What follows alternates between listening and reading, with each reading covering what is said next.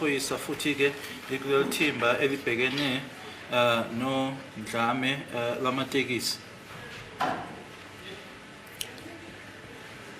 And the subunit provincial organized crime falls under, or it's the other way around, the taxi violence unit is part of the provincial organized. That evidence has to come from the witness, my lord. As a court pleases, just before these are just, formal introductions, but it's fine. You've already indicated that you are attached to the provincial taxi violence unit. Under which division does it resort? I'm attached to organized crime, but specifically I'm doing taxi violence. Taxi violence unit. Ngisebenzela ke organized crime kodwa ke kuhlangothi ke olubhekene nodlame lamatekisi. Now, how many years service do you have? I'm 20 years service. Neminyaka ke ewu-20 ngisebenza khona lapho.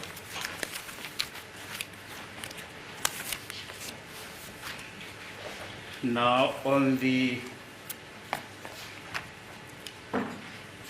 9th of February 2015, were you on duty? That is correct, my lord. Kuyiqiniso ke ukuthi ngeyi-9 zika February 2015 ngangisemsebenzini. And what type of duties were you performing on the day?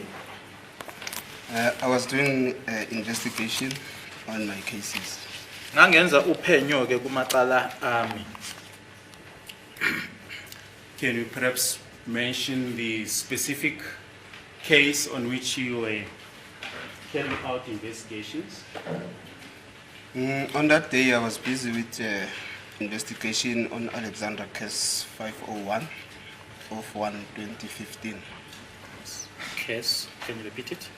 501 501 of 1 yes 2015. Ngalelo langa ke icala ke engangibhekene nalo noma engangiyiphenya ke icala lase Alexandra eline number case number 501 of 1 ka 2015. Now, can you tell the court in your own words what happened on the day? On that day, while I was in my office, I received an information about my suspect that I was looking for. Ngalelo langa ke ngathi ngisesehhovisi ngathola ke iningwane noma ke information mayela nomsolwa engangimbheka noma engangimfuna. At that time, it was around 4:30 afternoon. Babu or 4:30 ke emini. I was together with Constable Dlamini and Constable Female Wiso. Wiso. Yes. Nganganye naye ke engisebenza nabo uDlamini kanye noWiso.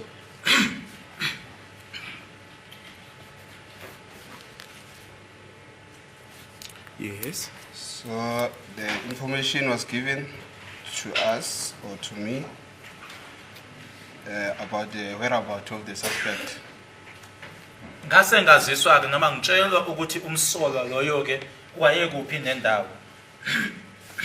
Then we drove to that address, and then unfortunately the suspect was already left on that place. Sase sihamba ke siya kuyona leyo ndawo esayitshelwa ngeshwa uma sifika ke safika ke esengekho umsolwa esehambile. And further information was that he is residing on the side of Malvern, Cleveland. Sase okunye sekutshelwayo ke futhi ukuthi uhlala ke ngase Malvern eCleveland.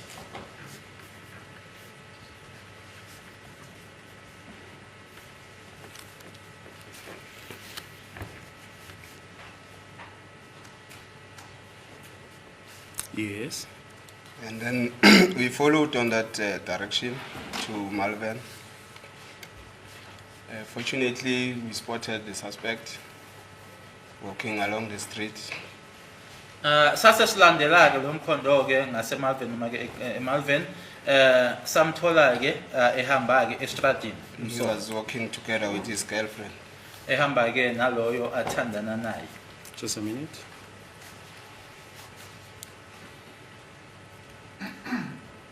And who was this suspect? It was Carlos Ngube. Loyo msolwa ke kwaku Carlos Ncube.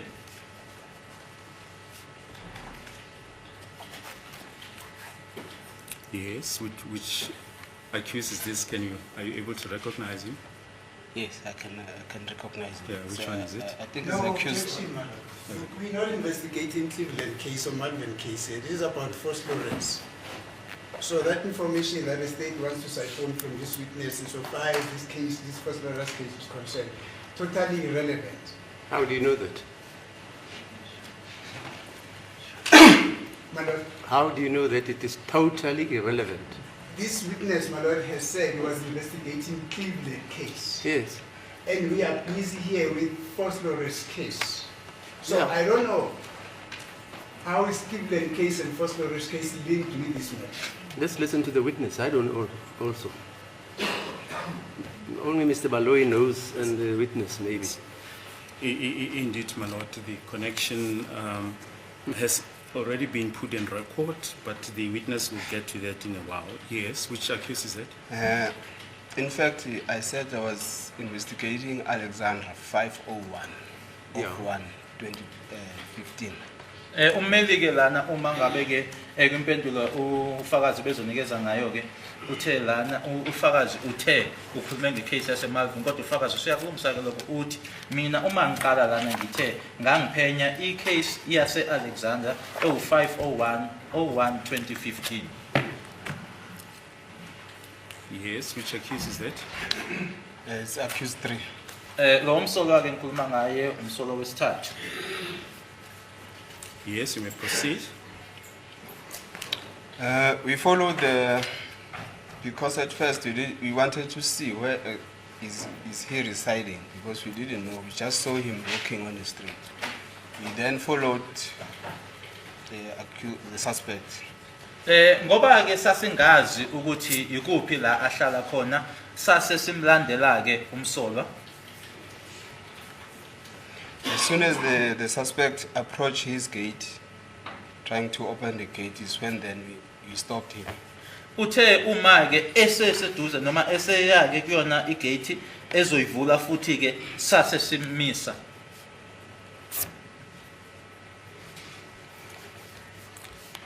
And how were you traveling on the day in question? I was using a Polo, the state car, the red Polo, Vivo. Ngangihamba ke ngePolo Vivo ebomvu eyombuso ikuyimoto yombuso. Is it a marked police vehicle? No. Akusiyona ke imoto ephawuliwe noma ke ebhaliwe ke ukuthi imoto yamaphoyisa noma yombuso. Yes. Upon the approach of the suspect, we introduced ourselves to him. Sithe ke uma sesiya kuyena ke noma sifika ke kuyena ke sayichaza That we are police officers. ukuthi ke siyabakwa Sihlolo. We explained the case that we were looking him for. Sase simchazela ke necala esasimbhekela noma esasimfunela lona.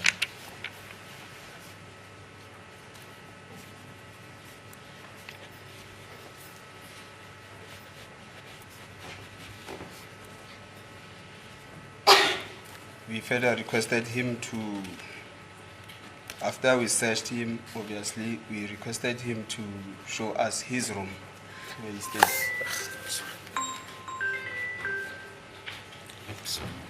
Kuthe ke kamuva kokuthi sesamsesha ke sase simcela ke ukuthi ke asivumeleke ukuthi siye kwikamera noma kwiroom lakhe la ahlala khona. And what is the address where you found the suspect? Excuse me, madam. There is something that I did not get from this witness. However, from the interpreter, it says after we have searched him, we then requested that he should go show us his room. Yeah, that's the evidence. Thank you, ma'am.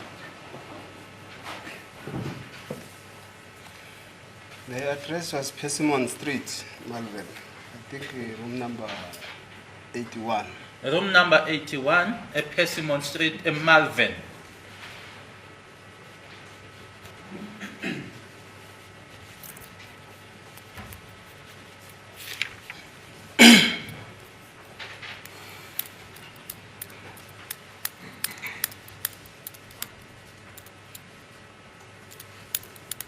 Yes. The suspect agreed to show us the room, and he opened the room together with his girlfriend. Wase evuma ke ukuthi asitshengiseke ikamera lelo noma iroom lelo ke ahlala kulona yena ke kanye nosisi loyo ke athandana naye.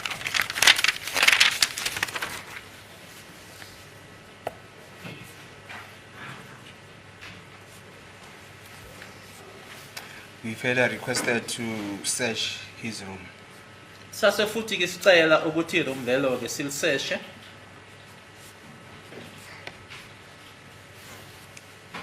He agreed. Wavuma. Just a minute. Yes, you may proceed. And then we started with the search inside the room. Sase siqala ke ngokusesha phakathi eroomini.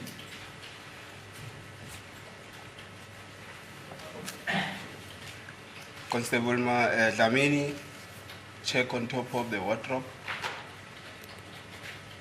uConstable uDlamini wabheka ke ngaphezulu kwayo iwardrobe.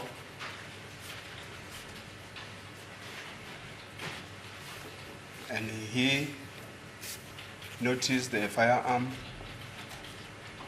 on top of lying on top of the wardrobe. Wasebona ke isibhamu esasileli khona lapho ke ngaphezulu kwewardrobe.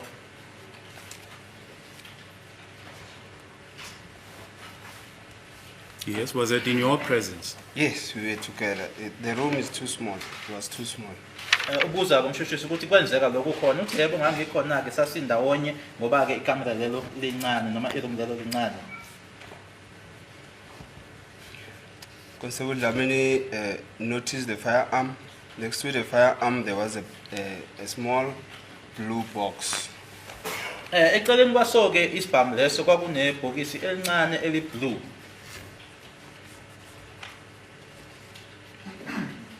He brought the firearm down from the wardrobe. Wase esihlisa ke isibhamu la esasikhona ke phezulu kwayo iwardrobe.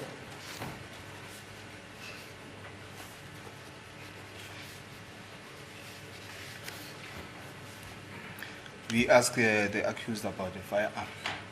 Sase ke umsolwa simbuza ke mayelana nesibhamu leso. Yes, what he told you may not put in record.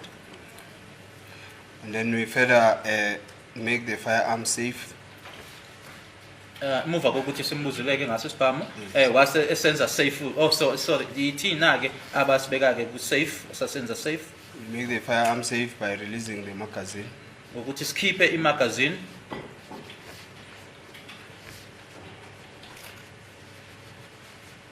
The magazine was full loaded with 15 rounds, live ammunitions. Imagazine leyo ke yayigcwele ke ama rounds awu 15. And the one ammunition was on the chamber, which makes the total of 16. Eyodwa ke inhlamvu yona ke yayi kwi chamber uma sezihlangene ke zenza u16. Just a minute.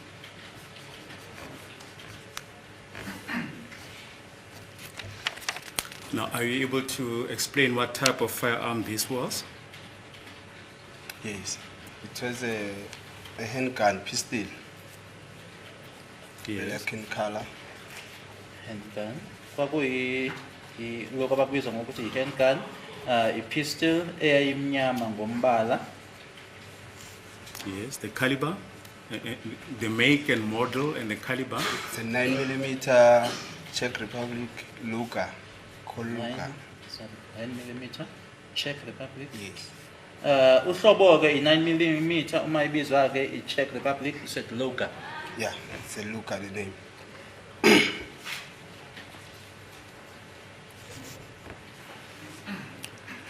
Yes, and the 15 rounds, the 16 rounds of ammunition that were found, what caliber are they?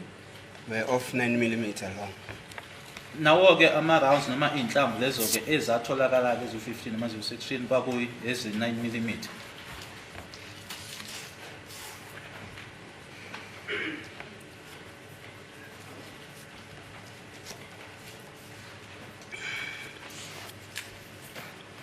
Yes, we proceed.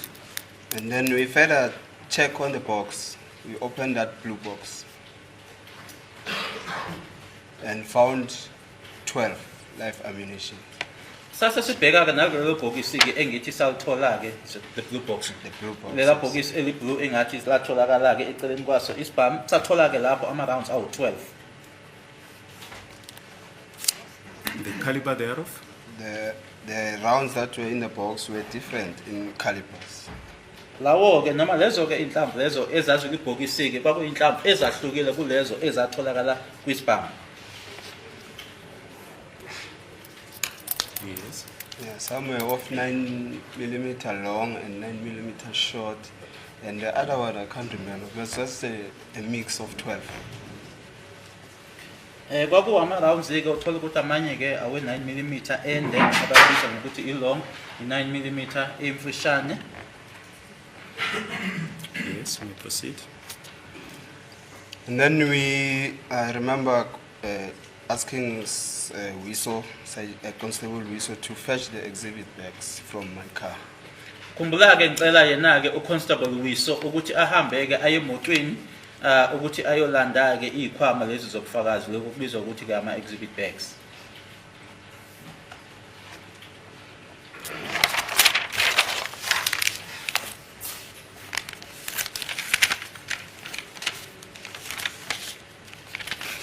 Yes. And then in the presence of the suspect, we still in the firearms together with the ammunition. Ekhona-ke umsolwa sasisukuthatha-ke lokho sikuqoqa-ke lokho sakuthola lapho isibhamu kanye futhi ney'nhlamvu-ke sakufaka kusona leso sikhwama leso.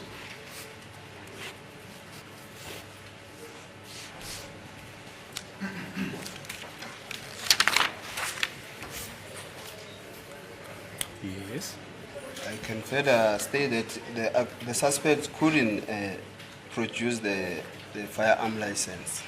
Okunye-ke ngachaza ukuthi-ke ilayisenisi noma ilayisensi yaso-ke isibhamu umsolwa-ke akazange akwazi ukuthi ayikhiphe. It is when then we informed him that we are going to also charge him with the unlawful possession of license. Ila simtshela khona-ke ukuthi usezothweswa-ke icala lokuthi-ke abeke ngaphandle abe nesibhamu ngaphandle kwelayisenisi.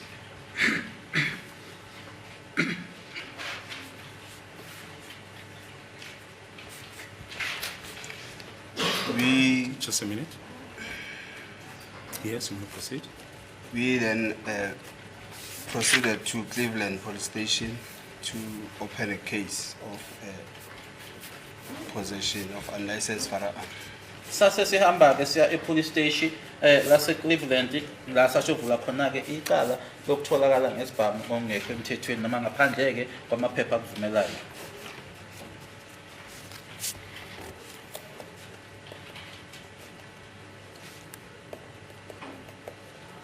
Yes. And what were the details of that case? The It was possession of firearm? Cleveland case 96 of 2, 2015. Kwaku Cleveland 96 to 2015.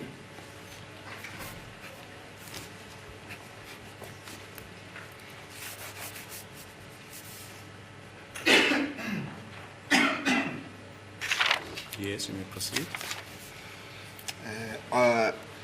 Upon our arrival at the police station, we booked in the firearm in the SAP 13.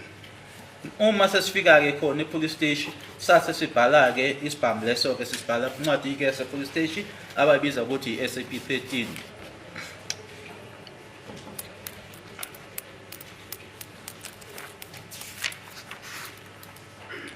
And do you remember the SAP 13 number? think it was SAP 1386 or 2. 86. Yes, if I remember correctly. Uma ngikhumbula kahle ke inamba leyo ke SAP 13 kwaku SAP 1386 of 2 2015. 2015.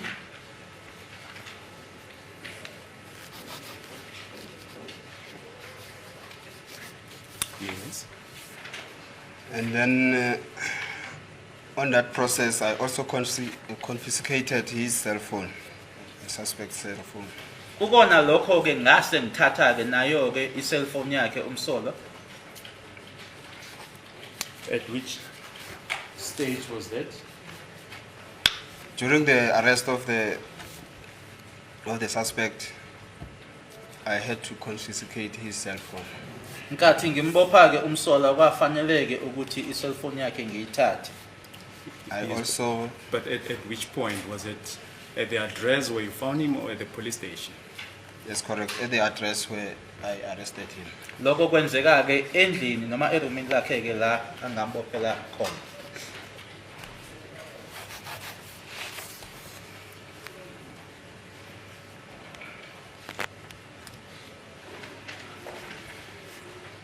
Yes. That cell phone was also sealed on a separate bag. Nayo ke leyo cellphone nayo ke yathathwa ke yafakwa kusikhwama sobufakazi kodwa ke ingasisona lesi ekwafakwa khona isibhamu kanye nenhlamvu kodwa yayinesikhwama sayo esisodwa noma eseceleni.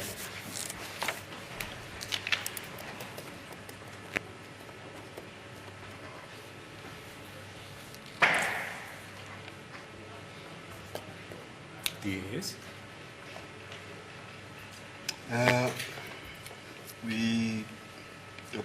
We proceeded and detained the suspect to Jamestown cells. Sase siqhubeka ke umsolwa ke siyomgcina ke kuma cells ase Jamestown.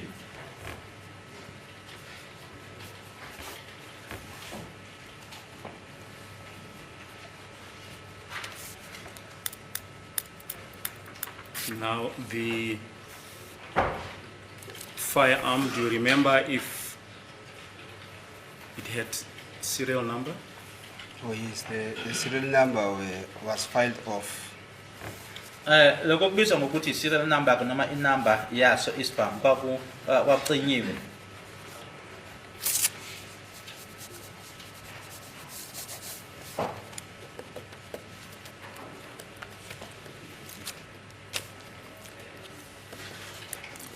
Did you then,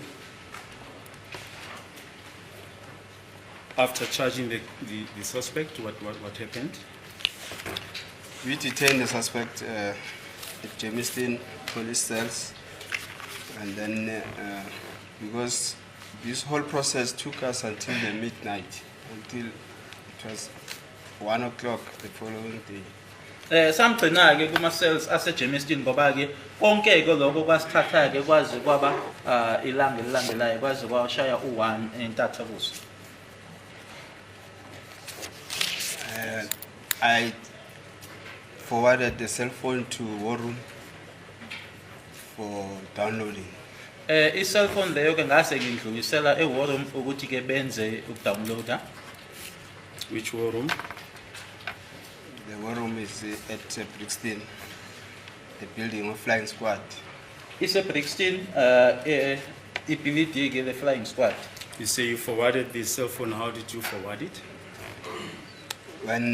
After receiving or taking it from the suspect, we take it direct to War Room. Emuva kokuthi ke noma indlela ke sihambisa ngayo emuva kokuthi sithathileke ke nomsolwa ithina ke abayihambisayo ke khona lapho e-war room.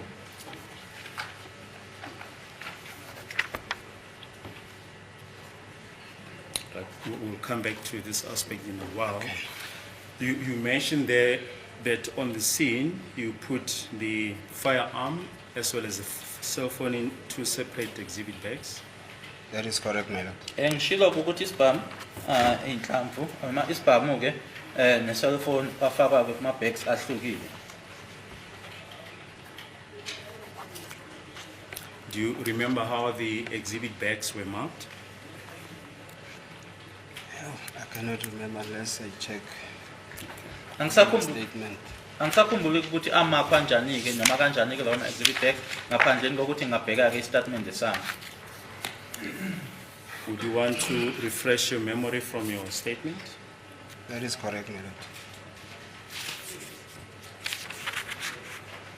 Just want to show you a document. Is that your statement? That's correct, it's my statement. Isona ke lesi statement sami. What is the date on that statement? It was signed at the back on the 15th of February, 2015. La ngasemuva ke ilanga la signed ngaso kwakuyi 15 ka February 2015. Just want to show you another statement. Are you able to identify that statement? Yes, it's also my statement. Nalesi sesibili ke nesinikezwayo naso ke esami. And what is the date on that statement? It was signed on the 11th of February, 2015. Sona ke lesi nginikezwa manje ke sa signed nge-11 ka February 2015. And the time? The time was the 11:09. 11:09 isikhathi.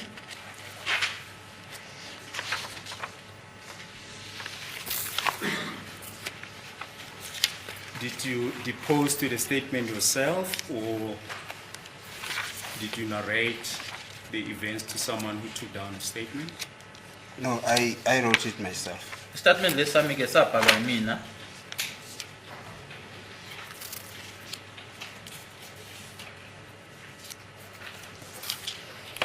In which language is the statement? It's in English. Futhi ke sibhalwe ngesingisi. Now, at the time when you made the statement, how was your memory regarding the events of the 9th of February 2015? My memory was okay. Ngisakhumbula kahle ke kahle ngangisibhala istatement mayelana nalokho kwenzeka ngalela langa la nge-9 ka February. Yes. But particularly the one of the 11th of February 2015, how was your memory regarding the incident? The memory was still fresh. I could remember things. Kulesi ke sabhala nge-11 ke mara nesehlalo sange-9 ngangisakhumbula izinto ngangisayikhumbula ke noma ke ngangisakhumbula kahle ke. Did you write down the exhibit back numbers in your statements, especially the one of the 11th of February 2015? That is correct. Can you place the exhibit back numbers on record? Yes. The one for firearm was the exhibit back number FSE 385 083. That's the firearm. That's for the firearm. Yes. Bese ke isikhwama isibhamu esasifakwe kusona ke kwaku FSE 385083. Yes. And then the one for the cell phone was exhibit back number PA 3000 366 709. Lana ke kwakufakwe khona ke i-cellphone leso sikhwama ke inamba yakhona kwaku PA 3000 366 709.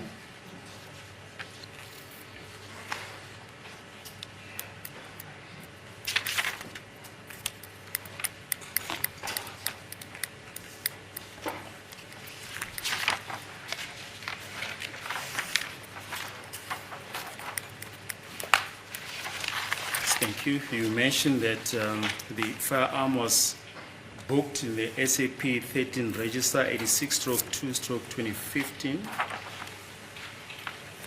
That is correct, ma'am. What is the procedure when a firearm is booked in the SAP 13 register?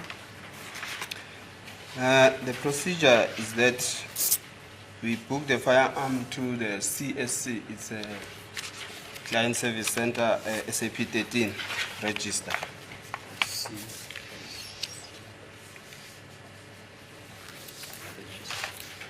Uma isibhamu sesifakwa ke noma sibhukwa ke khona lapho police station ibhukwa kuloko okubizwa ngokuthi ke CSC iregister yakhona ke SAP 13. Just want to show you a document which we've marked Exhibit X1.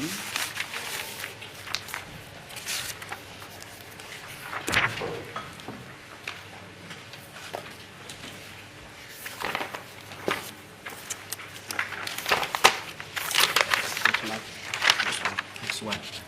X1. Yes, that one. Yes, I can see it. Can you just identify it for us? It's a copy of SAP 13 from Cleveland SAPS. Lena ke omqeda umnikeza yona manje ke icopy yale ncwadi ke sibiza ukuthi SAP 13 yase Cleveland.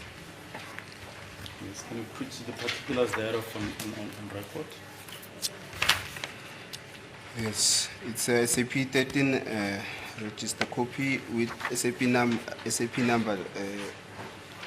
SAP 13 number 86. Icopy ke yale ncwadi SAP 13 yase Cleveland and the number ke 86. The station case Cleveland case number 96 of 2015. Balwa ke police station Cleveland inumber ke yecala case 9602/2015. And then there is 3.1 which describe the exhibit that was handed in. Bekhona ke u3.1 ochaza ke ukuthi yini eyafakwa noma yini ke leyo eyabhalwa kule ncwadi. Yes, and what was it? It's one 9mm black pistol, Czech Republic CZ 75. Uma chaza Sorry. Luka. uma sichazwa ke i9mm emnyama ngombala eCzech Republic uCZ 75 ka Luka. Plus 28 live rounds, or yes, live rounds, Kanye and one empty magazine. ama rounds ke noma inhlamvu ke eziwu28 kanye futhi ke nemagazine eyodwa engenalutho.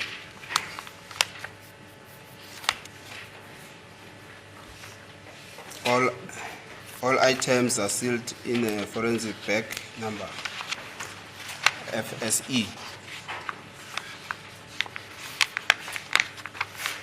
Konke ke lokho kwafakwa ke kwisikhwama esodwa ke sobufakazi esu-FSE 385083. 385083.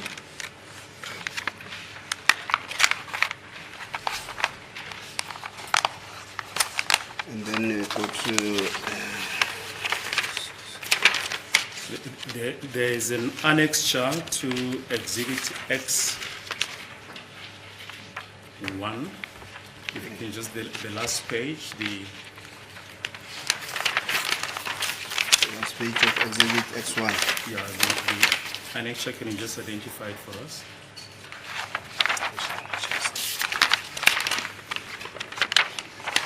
Oh yes, it's an annexure. It's a copy of the OP, occurrence book from Charge Office or CSC. Lana ke icopy lena ke yale ncwadi ke yegameko noma incwadi ke yaloko kwenzakalayo abakuthi i-occurrence book. Was there any entry made regarding the firearm? That is correct, my lord. There is an entry under OP number 928. Yeah. Time is 1:05. Yes. 1:05 in the And then- afternoon or the morning? In the midnight. Lana ke khona ukubhaliwe ke eduze kwa928 isikhathi ke kwaku 1:05 ekseni noma intathakusa. That entry, it's written property handed in. Sergeant Masondo from PIU, Provincial Office, handed in property as per SAP 1386 of 2015. Kubhaliwe ke lapho ukuthi lokho ke ekwandluliswa noma okwangeniswa uyena uSergeant Masondo okwa PIU eProvincial Office futhi ke nanjengoba kubhaliwe ke kwi-SAP 1386 ka-2015.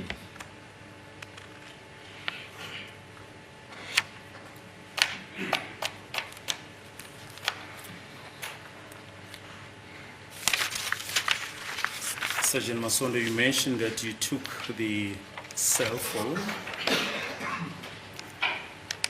that was confiscated directly to the war room. That is correct. I took it to the war room for downloadings. Kuyiqiniso ukuthi i-cellphone leyo ngase ngiyithatha ke ngihambisela e-wall ukuthi benzeke i-download. And you mentioned that it was in Brixton. That is correct. E-Brixton. Yes. When did you take the cell phone then? I took the cell phone on I would say the same day, the 10th. Yes. Ngathi ke ngalelo langa eyi-10 ke yilelo langa engahambisa ngalo i-cellphone. Yes. And what happened when you got to the war room? When we got to the war room, we booked this. We hand in the cell phone. They book it on the on their SAP 13 registers, and then we complete the form for the request of what we need to be done on the cell phone. Masifika lapho ke bona ke bayayibhala ke kwi-SAP 13 yalapho ke e-war room kanye futhi ke kuneform ke la ekufanele sibhale khona ukuthi yini leyo esifisa noma esicela ukuthi yenziwe ke kwi-cellphone leyo. Yes. And then we complete that form, and then we left the cell phone with them, with the war room. Sase sibhala ke leyo form leyo i-cellphone sayishiya nabo ke e-war room. I just want to show you Exhibit W5, in respect of which Sergeant Kosi testified on Friday.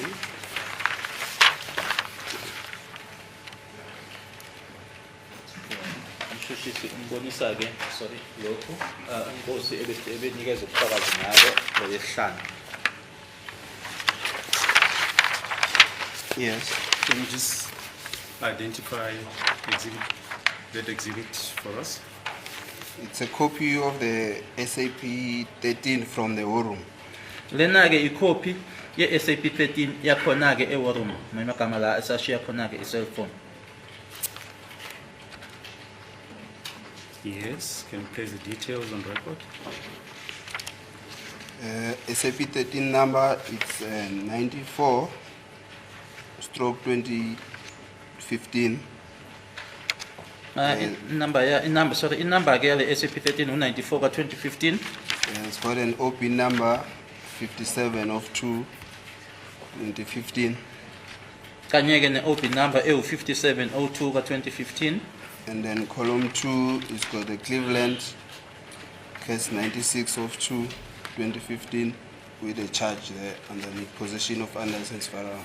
Kwase kubhalwa ke i-police station inumber Cleveland 9602/2015 kanye ke futhi necala ke alithweswayo ukutholakala nesibhamu ongekho emthethweni kanye ney'nhlamvu. And then column 3, it's a description of the exhibit that was sent in. It's a one Samsung GTE 2220 black in color.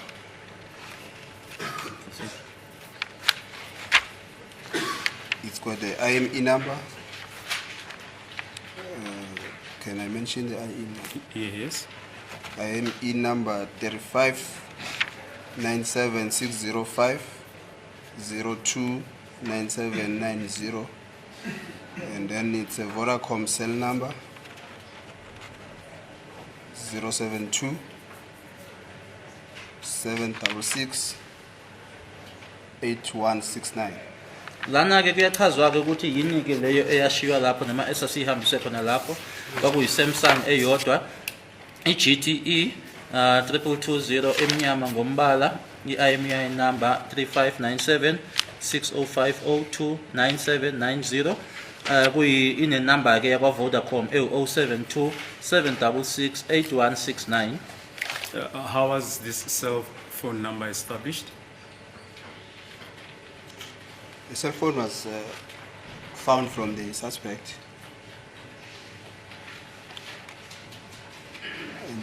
And the number was given by the suspect himself. I-cellphone ke sayithola kuyena umsolwa, kanye ke nenumber uyena owasinikeza. And the email number?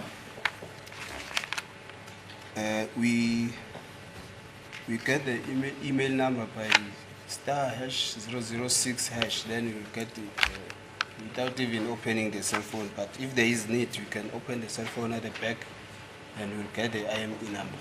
*#006#.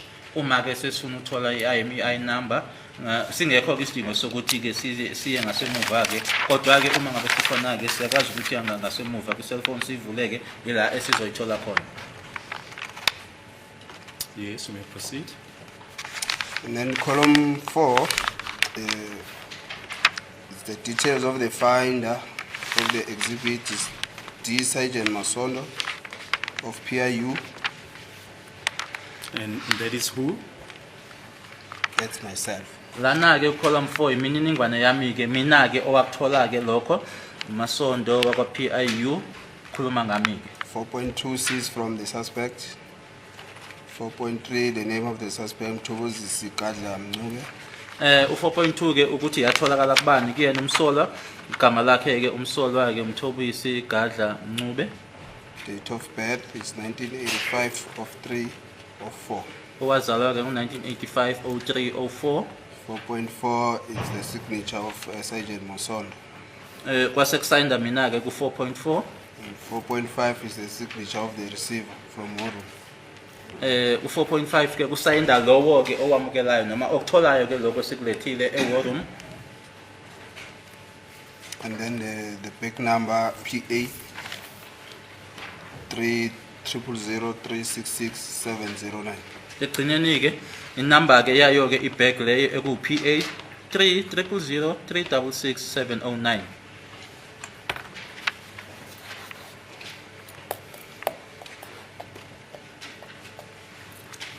Column 5 explain the exhibit handed out for downloadings. Bese kuthi ke ku5 ke kuchazwa ke ubufakazi lobo ke obakhishwa ke ukuthi kuzokwenziwa ke i-download.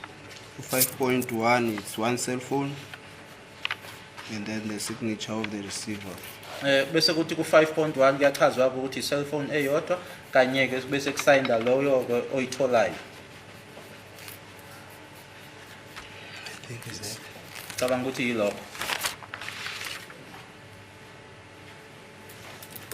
Now, you say in column 5, a request was made or the exhibit was handed in for downloading. How was that request made?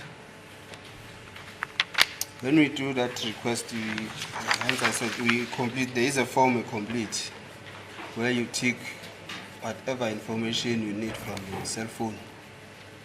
Bese ngishilo ke ukuthi uma senza isicelo ke sokudownloada kunale form ke esibhalayo ke yila khona ke usho khona ukuthi yipi ke information noma ke yini okudingayo kuyona ke i-cell phone leyo.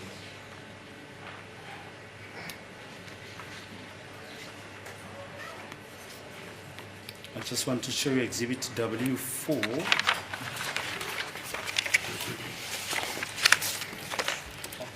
Yes. Yeah, start off.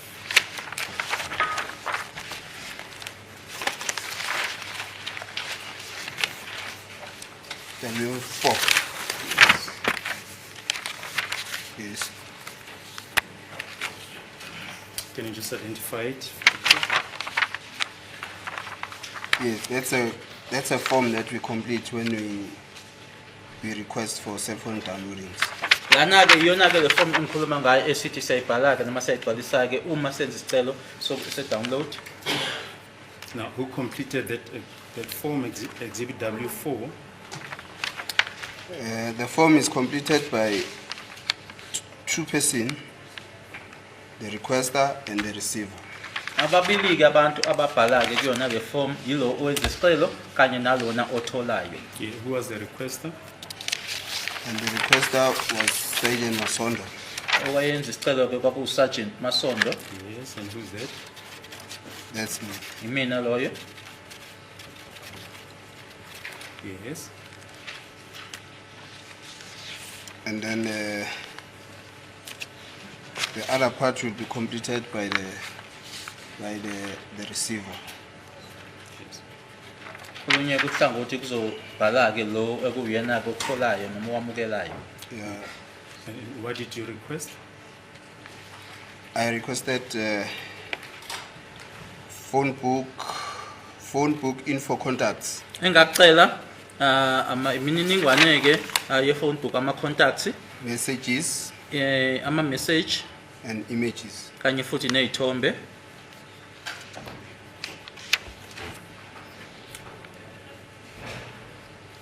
Yes. What other particulars appear on the form? And the IME number of the cell phone, on top there is cell phone number, Ngaphezulu-ke lapha kule form kubhalwe i-cell phone number 072 766 8169. 072-766-8169. And the IME number of the phone is 35 97605 02979 02. Kanye ne-IMEI number ewu-3597 And the make, 605-02-97902. the make and the model of the phone is Samsung model GTE 220. Nokuthi-ke i-Samsung, i-GT, i-220, Service provider Vodacom. eyakwa-Vodacom. Yes. And the date for the request? Date for the request is the 2015 of 2 on the 10th. Isicelo lesi-ke senziwa ngeyi-10 zika-February 2015.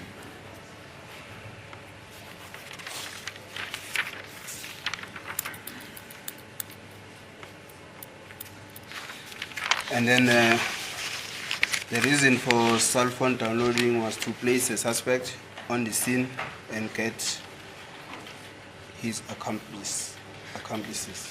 Nesicelo noma imbangela noma isizathu sokuthi kucelweke leyo download leyo kwakuwukuthi-ke umsolwa-ke athathwe-ke abekweke noma-ke ahlanganiswe-ke nendawo yokwenzeka kwesigameko kanye futhi nalabo ayesebenzisana nabo noma aye kanye nabo lapho. Yes, on the number 5 is analysis required. It's common contacts, linkage with provincial main phone book database. Okay. Nokuthi-ke ingabe yini uhlaziyo liyadingeka yini? Common contacts. Kanye futhi nalabo-ke ahlanganye noma-ke axhumana nabo-ke nokuhlanganiswa futhi-ke ku-phone book i-database yaso isifunda. And the cell phone is for the suspect, Mtobisi Gadla Mncube, with date of birth 1985 of 3. Nokuthi-ke imininingwane yakhe-ke umsolwa noma-ke umnikazi wefoni Iphoyisa Gadla Mncube owazalwa ngo-1985 03 04. And did you sign the request? That is correct, my lord. I signed the request. Isicelo lesi-ke ngasayina Date? 2015 of 2 on the 10th. ngeyi-10 zikaFebruary 2015.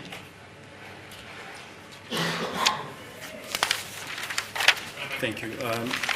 If we can then get back to the firearm that you mentioned was handed in the SAP 13 store. What is the process when a firearm is handed in at the client service center, as you've explained? Yes. What happened after that process? Client service center, they will book in the firearm in their register. And then the CSC register is the register for every exhibit that is coming in. Okuzokwenzeka ke uma isibhamu sesifakwa ke khona lapho CSC bona ke bazobhala ke kwiregister yabo futhi ke leyo register leyo iregister yabo bonke ubufakazi obungenayo noma abakutholayo. And then there is also a register for firearms specifically. Ikhona ke neregister ke eyenzelwe izibhamu nje kuphela.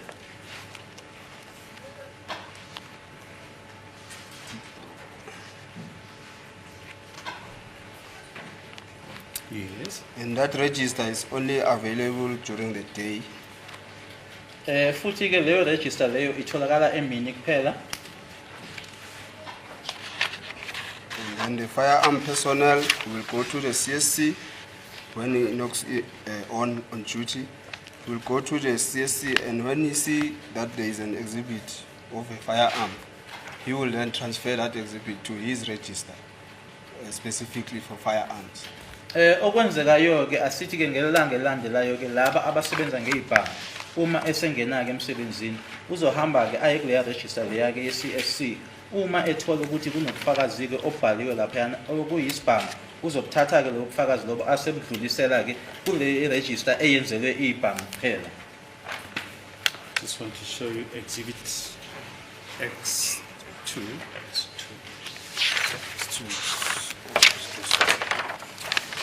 Yes. Can you just identify exhibit X2? Yes. It's a copy of the SAP 13 where the firearm was transferred to. Lana ke icopy ye-SAP 13 lena ke la isibhamu esandluliselwa khona. Yes, what type of register is that? It's a firearm register, Lena ke iregister yezibhamu SAP 13. kuyi-SAP 13. It's got a SAP 13 number 67. Ine SAP 13 number ke eku 67. And then it's got the OP number, Inumber ke ye-OB and it's got the previous SAP 13 register. kanye futhi ke neregister leyo ke eyangaphambilini. It's just for completeness sake, just put that OB register entry number on record. OP number 928 of 2015. Le number ke ye-OB u-928 2015. And then the SAP 13 number of the previous register is 86/2015. Futhi ke iregister ke eyangaphambili ke inumber yayo u-86 ka-2015. Just a minute.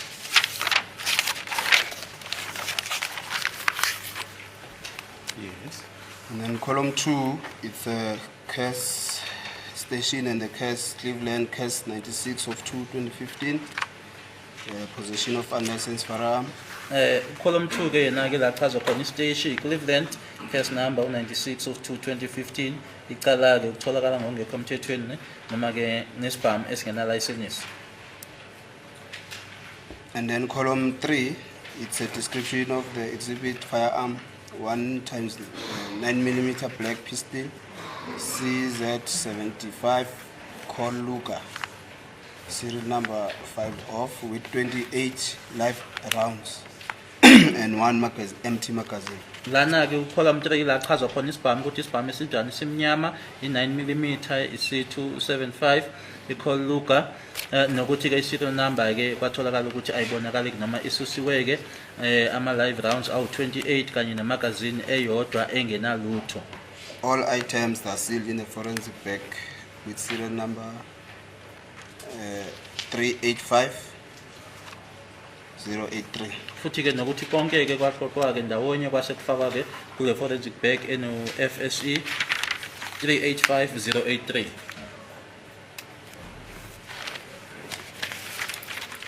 Yes.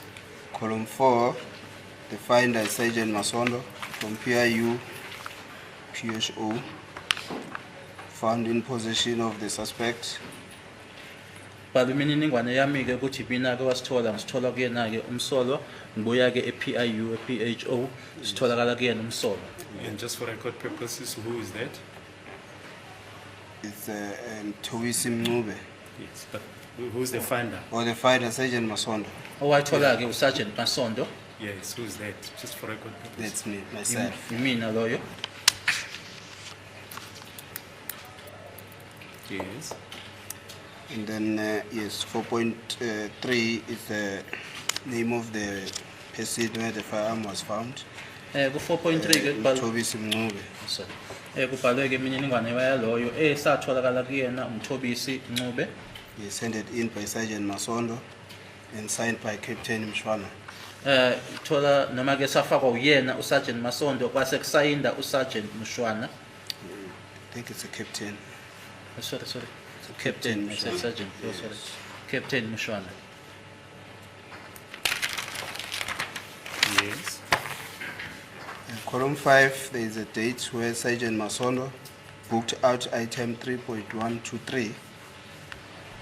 Ku-column 5-ke kune-date la khona-ke uSergeant Masondo-ke wase-ke eyobhuka out noma eyokhipha-ke eyokhipha lokhu. Yes.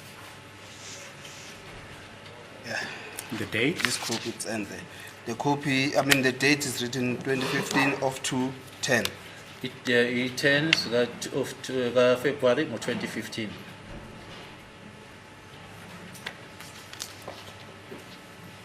Yes. You may proceed. What happened after you've booked out the exhibit? We book out the exhibit and then go to prepare the request to ballistic. After that, we forward the exhibit to ballistic Mase-ke for examination. sorry. Mase ngikhiphile-ke ilapho okwenza khona-ke isicelo ukuthi kudluliselwe-ke kulabo abasebenza ngey'bhamu kubizwa ngokuthi-ke ama-ballistic. And how did you forward it? I book out the exhibit from the SAP 13. I went to the office, we prepare the documents, and then on the 12th, it's when then we forwarded the exhibit to ballistic. Okwenzeka-ke ngayikhipha-ke ngase ngiye ehhovisi la ngiyolungisa khona-ke isicelo ngeyi-12-ke zikaFebruary ila khona-ke sase sihambisa-ke noma sidlulisela kubama-ballistic noma labo abaphenya iy'bhamu. Yes, but how was it forwarded to ballistics? I drove it myself, I took it there myself. Imina-ke engashayela-ke ngaya khona lapho-ke kulabo abasebenza ngama-ballistic noma abasebenza ngokuphenya iy'bhamu.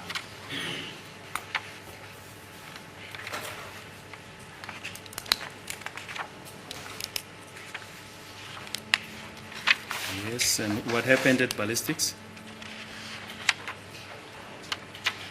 At ballistic, we also book it in with also a request form that we complete, which states the description of the exhibit that we are handing in. Uma for sesifika ballistic. sorry, uma sesifika lapho-ke ku-ballistic nala khona-ke sikhona-ke isicelo esisenzayo siyachaza-ke futhi inhlobo-ke yobufakazi lobo esibulethayo. Yes. Which it was for examination purpose. Ukuthi-ke siphenywe-ke noma sibhekweke siphenywe. Yes. And then they propose also to link the exhibit with the any previous exhibit that appeared on that firearm. Like the Yes, no, it's fine. Now, when we hand up that exhibit at the ballistics section of the forensic science laboratory, what happens? Do you get any proof? yes, we do get the receipt. Ikhona-ke into etshengisayo-ke noma-ke ekuyisikhombisa-ke ukuthi ngempela isibhamu sasihambisa-ke lapho ikhona receipt etholakalayo. I just want to show you exhibit X3. It's in here. Can you just identify that?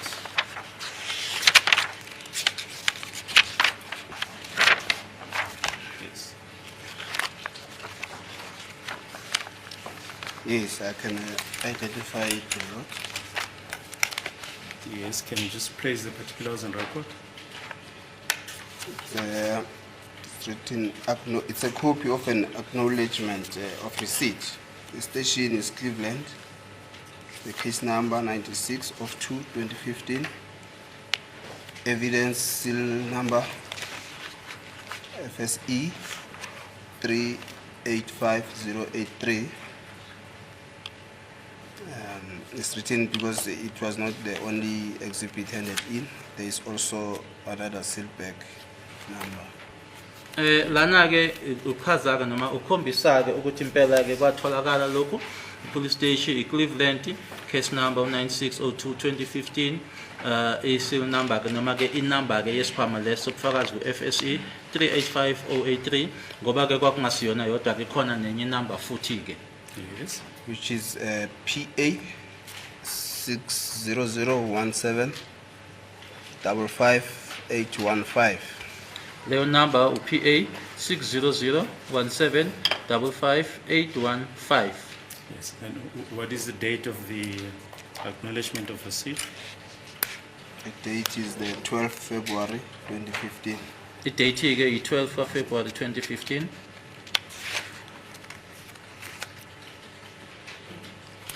Now, after handing in that exhibit, did you have anything to do with the, or did you receive the results? Yes, after we've done with the request, we get the result back. Yebo emuva kokuthi ke isicelo lesi sisenzileke imiphumela siyayithola. Thank you. And do you know what happens to the firearm? Yes, the firearm was linked on. Yeah, it's fine. You don't need to mention that. Okay. What happened to that firearm?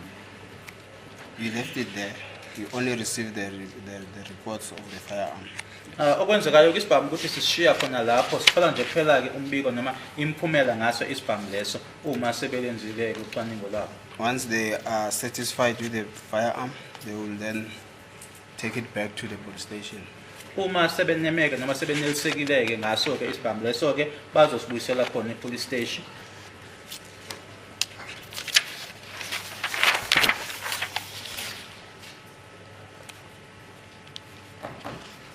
Is there anything else that you wish to add? No. No, it's almost time for the short adjournment. Can you take the short adjournment at this stage? Okay.